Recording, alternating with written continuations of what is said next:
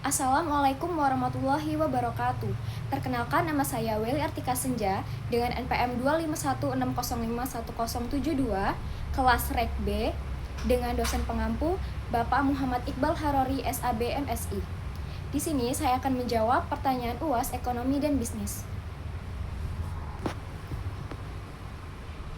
Jawaban nomor 1, ilmu ekonomi penting karena dalam kehidupan sehari-hari kita selalu berhadapan dengan kegiatan ekonomi, seperti mengonsumsi makanan atau menggunakan barang dan jasa. Ilmu ini membantu manusia mengelola sumber daya yang terbatas untuk memenuhi kebutuhan yang tidak terbatas. Dengan memahami ekonomi, kita dapat memprediksi tindakan manusia di masa depan dan menggunakan informasi tersebut untuk mengambil keputusan yang lebih tepat. Misalnya, dalam merencanakan usaha, menentukan harga, atau membuat kebijakan yang berkaitan dengan kesejahteraan masyarakat. Selain itu, ilmu ekonomi juga bermanfaat untuk memahami pola perilaku ekonomi, meningkatkan kepekaan terhadap kondisi ekonomi, serta membantu menentukan prioritas kebutuhan. Karena itulah, mempelajari ilmu ekonomi sangat penting untuk menjalani kehidupan secara lebih terarah dan efisien. Jawaban nomor 2, ekonomi bisnis adalah bidang ilmu ekonomi terapan yang mempelajari berbagai masalah yang dihadapi perusahaan dalam menjalankan operasionalnya, seperti organisasi, pasar, kondisi keuangan, tenaga kerja, dan lingkungan usaha. Ilmu ini menggunakan teori ekonomi serta metode kuantitatif untuk menganalisis kegiatan bisnis sehingga perusahaan dapat mengambil keputusan yang tepat agar mampu bertahan dan berkembang. Ekonomi bisnis berfokus pada bagaimana perusahaan berhubungan dengan pihak-pihak seperti penyedia modal, karyawan, pemerintah, dan konsumen, serta bagaimana perusahaan menyesuaikan diri dengan kondisi ekonomi secara keseluruhan. Pada dasarnya, ekonomi bisnis membantu perusahaan memahami situasi ekonomi dan mengelola usaha secara efektif demi mencapai keuntungan. Jawaban nomor 3, ekonomi mikro dan ekonomi makro berbeda dari ruang lingkup kajiannya. Ekonomi mikro mempelajari bagian kecil dari perekonomian, seperti perilaku konsumen dalam menggunakan pendapatannya dan perilaku produsen dalam menawarkan barang di pasar. Fokusnya adalah bagaimana harga barang, jasa, dan faktor produksi terbentuk sehingga sering disebut sebagai teori harga. Sementara itu, ekonomi makro mempelajari perekonomian secara keseluruhan, terutama bagaimana faktor produksi digunakan secara efisien untuk mencapai kemakmuran masyarakat. Ekonomi makro berfokus pada tingkat kegiatan ekonomi yang diukur melalui pendapatan nasional, sehingga disebut sebagai teori pendapatan. Teori yang dibahas dalam ekonomi makro meliputi pendapatan nasional, tingkat harga, inflasi, deflasi, kredit bank, dan pola pembelian masyarakat. Dengan demikian, perbedaan utama keduanya terletak pada skala analisis. Mikro melihat unit kecil dalam ekonomi, sedangkan makro melihat ekonomi secara menyeluruh. Jawaban nomor 4, investasi adalah pengeluaran dana oleh investor untuk membiayai kegiatan produksi dengan tujuan memperoleh keuntungan di masa depan. Investasi penting karena dapat meningkatkan kapasitas produksi, membuka lapangan kerja, menurunkan pengangguran, meningkatkan pendapatan masyarakat, serta mendorong pemerataan pembangunan dan pertumbuhan ekonomi. Jawaban nomor 5, ekonomi hijau atau green economy adalah kegiatan ekonomi yang selain dapat meningkatkan kesejahteraan rakyat, sebagai tujuan akhir ekonomi juga diharapkan memberikan dampak tercapainya keadilan, baik keadilan bagi masyarakat maupun lingkungan serta sumber daya alam itu sendiri. Konsep ini menekankan penggunaan sumber daya alam secara bertanggung jawab, rendah karbon, ramah lingkungan, dan inklusif secara sosial. Tujuannya adalah menciptakan pembangunan berkelanjutan dengan mengurangi polusi, mencegah kerusakan lingkungan, dan meningkatkan kesejahteraan masyarakat. Contoh kasus terbaru penerapan ekonomi hijau di Indonesia adalah program Perca di Yogyakarta pada tahun 2025. Pemerintah Yogyakarta memanfaatkan limbah kain perca menjadi produk kerajinan yang memiliki nilai ekonomi. Inisiatif ini tidak hanya mengurangi limbah tekstil, tapi juga meningkatkan pendapatan masyarakat lokal, menciptakan lapangan kerja, dan mendorong praktik bisnis yang ramah lingkungan. Program ini menunjukkan bagaimana ekonomi hijau bisa mengatasi masalah lingkungan sekaligus memberikan manfaat ekonomi dan sosial yang nyata bagi masyarakat. Jawaban nomor 6, ekonomi biru adalah konsep pemanfaatan sumber daya laut dan wilayah pesisir secara berkelanjutan untuk mendukung pertumbuhan ekonomi. meningkatkan kesejahteraan masyarakat, dan menjaga kelestarian ekosistem laut.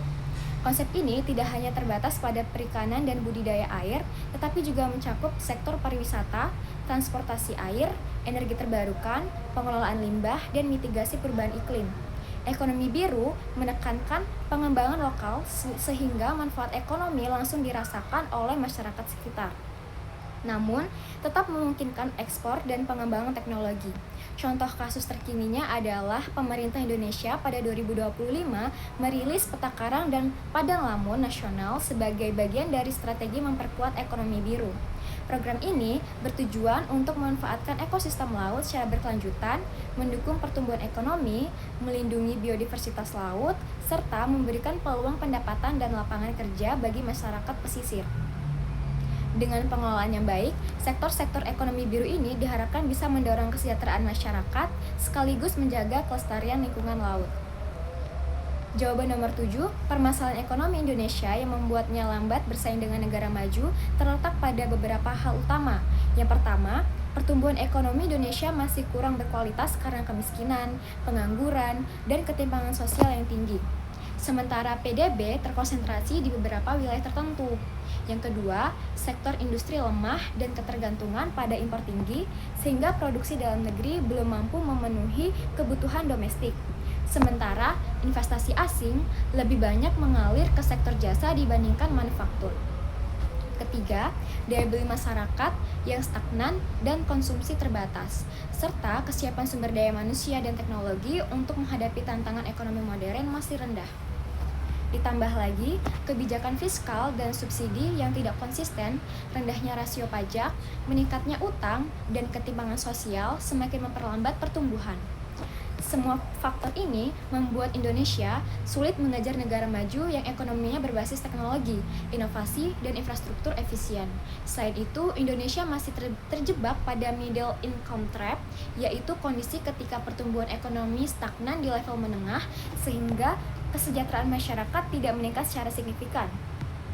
Pertumbuhan ekonomi yang relatif rendah, misalnya sekitar 5% per tahun, hanya sebagai ilustrasi bahwa pertumbuhan saat ini belum cukup untuk mencapai kemakmuran tinggi. Sayangnya, domestic demand sering terganggu oleh kebijakan sendiri, sehingga ekonomi tidak bisa tumbuh cepat dan maksimal. Negara-negara maju seperti Jepang pada tahun 1960-an dan Cina selama beberapa dekade berhasil karena pertumbuhan ekonominya double digit secara konsisten selama waktu yang panjang. Untuk mempercepat pertumbuhan ekonomi Indonesia, pemerintah dan swasta harus bekerja sama karena satu pihak saja tidak cukup. Dengan pengelolaan konsumsi, masyarakat, dan investasi secara optimal, Indonesia dapat menciptakan pertumbuhan tinggi dan berkelanjutan sehingga perlahan mulai mengejar negara yang maju. Jawaban nomor 8, permasalahan ekonomi di Provinsi Lampung yang membuatnya lambat bersaing dengan negara maju berkaitan dengan struktur ekonomi yang belum maksimal dan kualitas sumber daya manusia yang masih rendah. Banyak masyarakat sulit mendapatkan pekerjaan yang layak, sektor pertanian dan industri pengolahan belum mampu menyerap tenaga kerja dengan baik, upah masih rendah, dan pembangunan antara kota dan desa belum merata.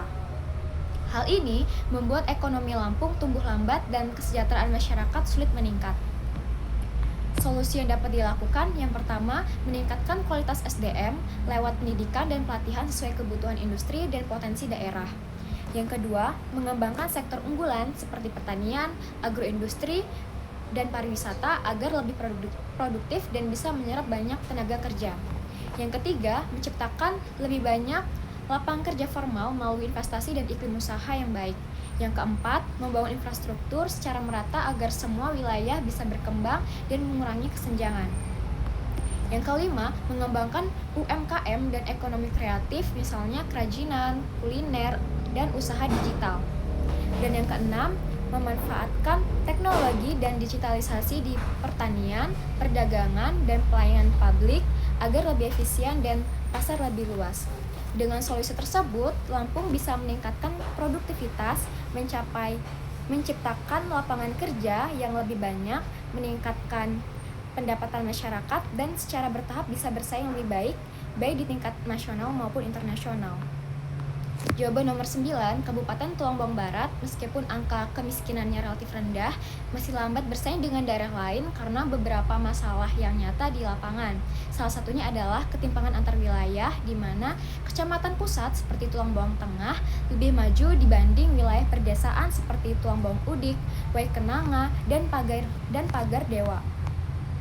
Selain itu, banyak warga bekerja di sektor pertanian atau usaha kecil dengan penghasilan tidak stabil, sehingga meski angka kemiskinan menurun, kehidupan masyarakat masih rentan.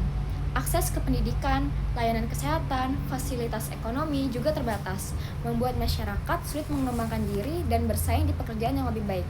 Struktur ekonomi yang masih bergantung pada sektor pertanian dan perdagangan lokal, kurangnya variasi usaha, serta ketergantungan pada bantuan sosial yang membuat daerah kurang siap menghadapi perubahan ekonomi, ditambah lagi data rumah tangga belum terintegrasi secara baik dan beberapa wilayah terpencil sulit dijangkau, sehingga kebijakan yang dibuat belum selalu tepat sasaran.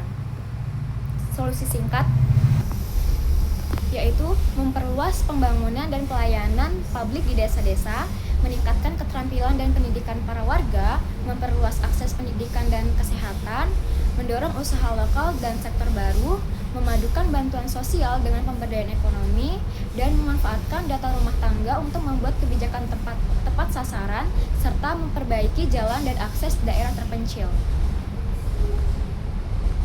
Lalu pada bagian kedua, pada pertemuan pertama, dibahas pengenalan mata kuliah ekonomi bisnis, termasuk terbitnya buku ekonomi bisnis sebagai referensi pembelajaran. Selain itu, dosen menjelaskan hal-hal yang tidak boleh dilakukan mahasiswa, seperti pelanggaran etika akademik, plagiarisme, dan sikap tidak profesional dalam kegiatan perkuliahan.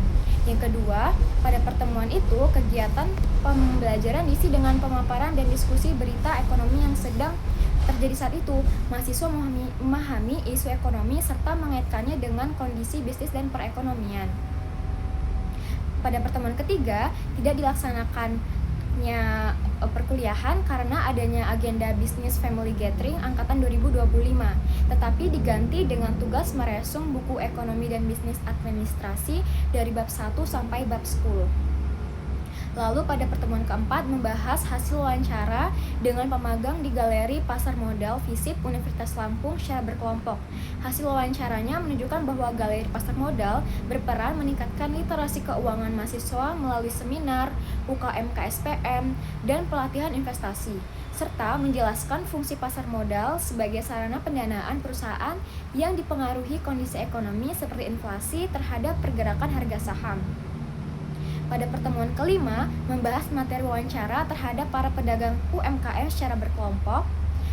Kelompok saya melakukan wawancara dengan pedagang UMKM somai di kantin FEB Universitas Lampung yang dikelola oleh mahasiswa dengan target pasar utamanya yaitu mahasiswa FEB. Pendapatan usaha yang dipengaruhi itu adalah aktivitas kampus, serta strategi yang diterapkan meliputi harga terjangkau, promosi melalui grup WhatsApp, dan penyesuaian porsi saat harga bahan baku naik. Lalu pada pertemuan ke-6, kegiatan pembelajaran difokuskan pada diskusi dan penyampaian pendapat pribadi mahasiswa terhadap berbagai berita ekonomi dan sosial terkini. Secara umum, berita yang dibahas berkaitan dengan dampak bencana alam di Sumatera terhadap kerugian ekonomi, pertumbuhan ekonomi nasional, serta respon dan kebijakan pemerintah dalam penanganan bencana, termasuk pemberian bantuan dan penetapan status bencana nasional. Selain itu, diskusi juga mencakup dinamika ekonomi global seperti peningkatan ekspor Cina akibat gencatan senjata tarif dengan Amerika Serikat, serta peluang dan tantangan sektor industri, khususnya industri alat berat dalam fase pemulihan pasca bencana. Baik, itulah jawaban yang dapat saya paparkan. Saya kira cukup. Mohon maaf bila ada kesalahan kata. Saya akhiri. Wassalamualaikum warahmatullahi wabarakatuh.